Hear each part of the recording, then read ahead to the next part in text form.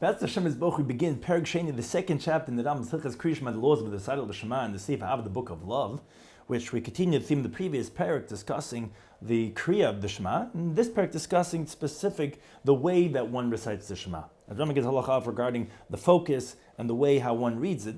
Hakir Shema. Someone is saying the Shema, v'lekiven liba b'pasuk rishon, that he did not focus his thoughts in the first pasuk Shema Yisrael. Liyotzer dechavas is not fulfilled his obligation. Now, Bashar, regarding the rest of the Shema, if he didn't focus, he has to fulfill his obligation. Even if he was just reading from the Torah in his normal way, let's say he was learning. Or he happened to be editing these parashas at the time when you're supposed to say the Shema. Yatsa has fulfilled his obligation. But who, as long as as long as he had kavanah, he had focus, intent by the first pasuk. Halacha beis. Every single person could read the Shema in their normal way, meaning whether they're standing, whether they're walking, whether they're laying down, whether they're riding on the animal.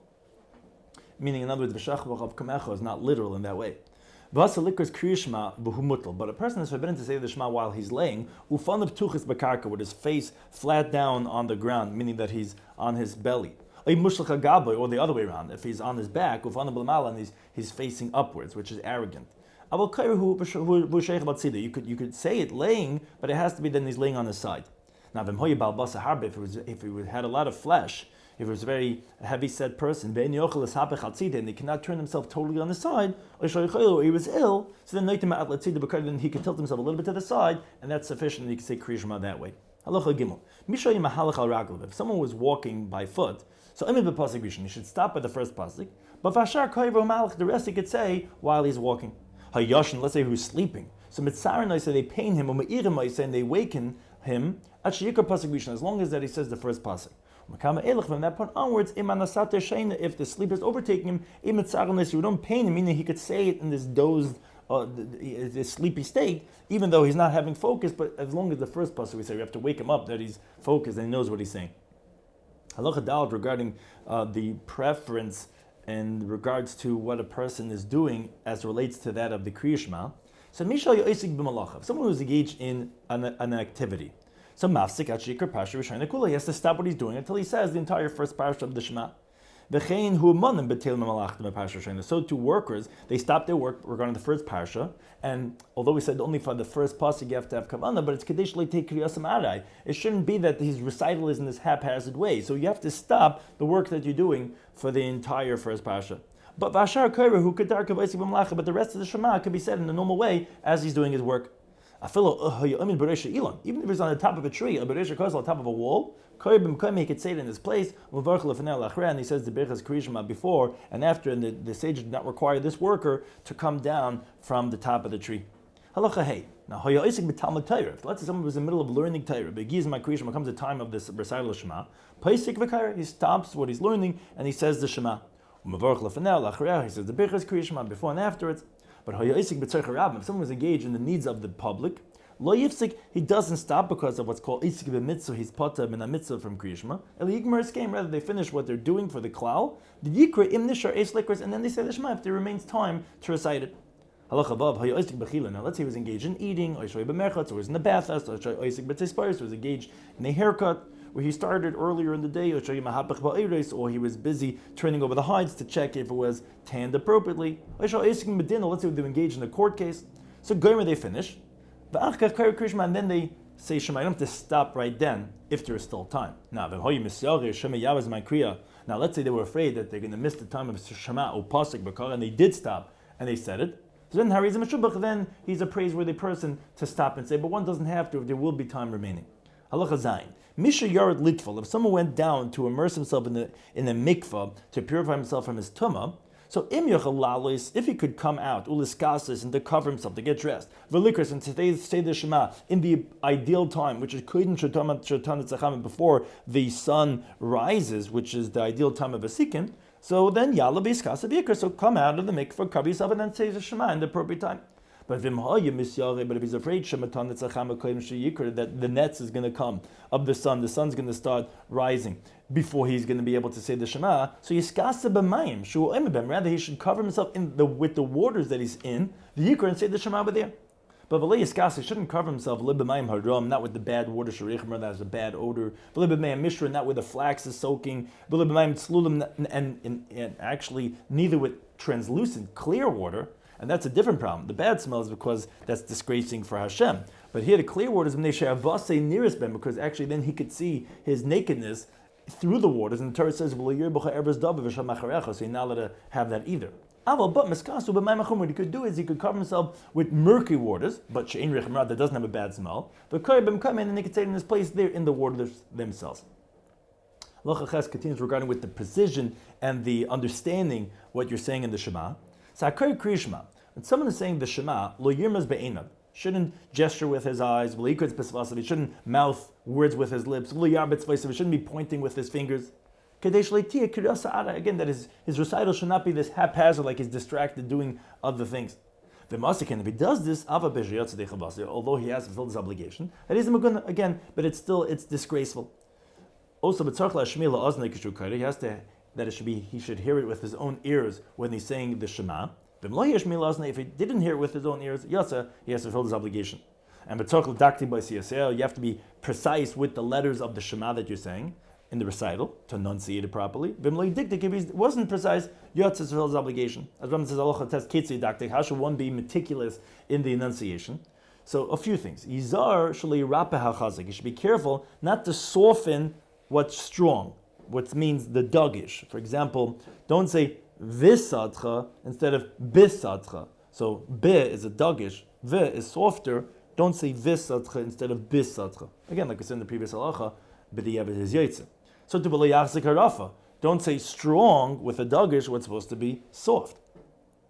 Also, b'lo yiniach hanad, should not make rest what's supposed to be moving, which means to say, don't pronounce a shva na, which is a shva that is supposed to have an action to it, to a shva, to make it like a shva nach, which is resting. So for example, saying levavcha instead of levavicha. Levavicha, it's the shva, it jumps, it moves, so don't make what's supposed to be a moving resting. And v'lo yomer hanach, don't take the shva nach that's supposed to rest and make it into a shva na and moving it, which is, for example, instead of saying v'ahavta, you're saying v'ahavita. So you're moving what's supposed to be resting. Which a sign for what's a shva na, because they look the same, they have the two dots beneath it, is a sign, and the manik is aleph beis gimel dalet hey. So for example, it means this a shva na is going to be one of these five situations. Aleph, which is the first letter in the word, so divarim has a shva beneath it. The divarim is a di, it's a shva na. Beis means when there's two consecutive shvas in the middle of a word, for example, mishpetei or bishach becha. So there's two shvas by mishpetei or bishach becha. The second shva is a shva na, that's beis, the second one. Gimel is the word gedola, meaning after what's called a tenua gedola, which will explain in a second what is a tenua gedola, but it means if the vowelization right beforehand is a tenua gedola, for example, shoimrim or kasava. So if it's a type of a nekuda, a vowelization right beforehand, that's a tenua gedola, so it's going to be shoimirim kasava. Dalid is the word dagusha, if it has a dagish. So yidaberu habiracha, because it's a beis with a dagish, so it's going to be a shva na. And hey is hadoimais, when you have two similar letters, like rinanas, kilalas, the two letters are the same, then the shva is going to be a shva na. But besides for that, it's going to be always a shva nach. You're not going to move the letter when you're saying it.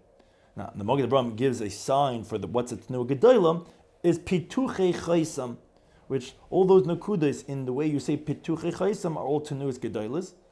And there's pituchei chaysam, those nekudas are all gedolas, and the rest are tenuas ketanis.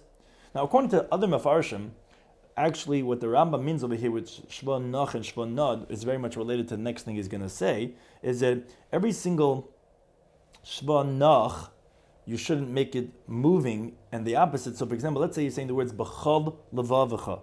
So the lamed of b'chal is a shva nach, and it's at the end of the word. The lamed of levavacha moves. If you're going to make the lamed of b'chal na, So it's not a shva, but it's don't make the letter that's supposed to be nach nod, because then it's going to be like absorbing into the lamed of levavacha. So it's going to sound like b'cha levavacha, which is not the right word. And so to the opposite, that's what Rambam means. And lefikach, therefore, that's Rambam continues. Since you have to be careful with the letters and to differentiate between what's na and nach, and especially if you say like those who say this is almost the same ideas. So you have to give a space between that which the words are connected. So any two letters that are similar, which one of them is the end of the word, and the other one is the same letter, but the beginning of the next word right after that. For example, b'chol levavacha. So b'chol, you have to say the word b'chol, b'shoya, and pause. And then you say the word levavacha, because if not, b'chol levavacha, it sounds like b'chol levavacha, like we said, like there's only one lamed, but really there's two. And mechin vavadetem meheira. Say quickly, you're gonna be swallowing one of the mems. Or kanaf psil, although one is with a dagish, but they're both the fey. And the tzarch levar zayin shal tizkeru. You also have to be clear on the zayin of tizkeru, so that you remember.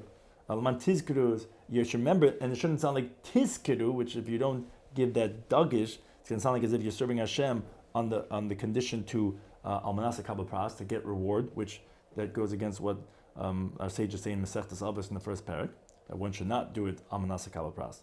So to b'tzarch laharch b'dalet shel echad, one should be lengthy on the dalet of echad, and that's kadesh yamlichehu b'shamayim va'aretz v'abaruchas, so that you should make him king over heaven and earth in the four directions in the world, which that's really what the word echad is, and the dalet is the four directions. But on the dalet, which is the end of the word, because if you do it in the middle, it's like you're not having kavanah on a word itself. It's only at the end that you have that kavanah, and so you do it a little bit longer. But and one has to be careful not to snatch the ches, to do that quickly and then the dal long. So it shouldn't be like he's saying ichad, because if he's going to make the ches shorter and it's going to be lengthy by the aleph, so it's going to be echad, because in other words, like it's going to sound like you're saying the ches quickly, echad.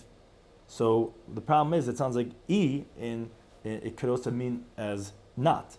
He's not one, but two, which obviously is not the case, and that's not what we're trying to say. So one should not snatch the ches, rather it all has the equal sound, so it's echad, and it sounds like one.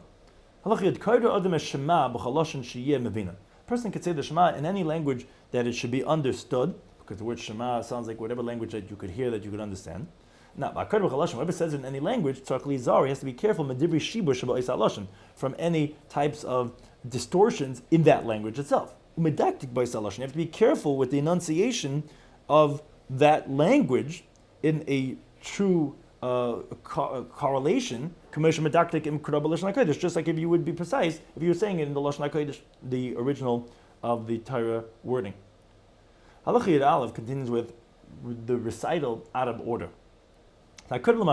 Someone reads the Shema backwards, so Yotzi is not fulfilled his obligation. Now, when we say this, in the order of the verses, if you say the last one and the one before that and so on, but let's say you had a later parsha, let's say before Shema, although you're not supposed to, on the Yom Sheyatz says Ram, I say that it's fulfilled obligation, because it's not like it's narrated in the Torah itself, so it's not like really psukim out of order, it's just the parsha is a later one first, and that's okay, that's not considered a problem. Now, Kod a pasuk, let's say he recited a verse, then he said the same pasuk again. That's disgraceful, because what are you repeating it again? Let's say he said one word and repeated the word. Let's say he says Shema, Shema, then Meshaskin. I said, then we actually silence him, because that looks like as if he's accepting two different deities, as if there's two entities that he's talking to, which would be as if that there's another God. If he read it with pauses, that he reads, he stops, and then he goes and he resumes again. So Yatz is filled with obligation. And even if he paused between these different groupings that he's doing it, the amount of time that he could have finished the whole thing, Yatz has fulfilled his obligation, which sometimes that's considered an invalidation if you waited that amount of time. But Vahu Shikar, let's say, as long as he says it in the order. Now, let's say he was saying the Shema as he was dozing, meaning as he was sleepy. That is, Misha in the air, he's not totally awake, but he's not totally sleeping. So he has to fulfill his obligation. Again, as long as he's awake, but the first pasuk having kavanah, as we said in halacha gimel.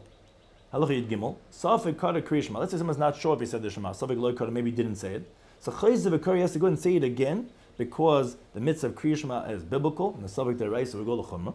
And even though Mavarch Lefnei Lachra, and you're going to say the Birchas Kriya Shema before and after, because that was the Chacham's takana initially, that whoever's going to be chayiv to say the Shema has to say with the brachas. But Aval Miyad Shekar, let's say he knows he said the Shema, but Menasabek Lo in Birch Lefnei Lachra, but he's not sure did he say the Birchas Kriya Shema also, or Lo Bircha, maybe he didn't say it. They're actually in the Chayz Mavarch. He does not have to go and say with the brachas, because the brachas are rabbinic, and Sabik brachas is lahakal, Sabik Rabban is lahakal. It's only when you have to say with the Shema that then you say the brachas with it too.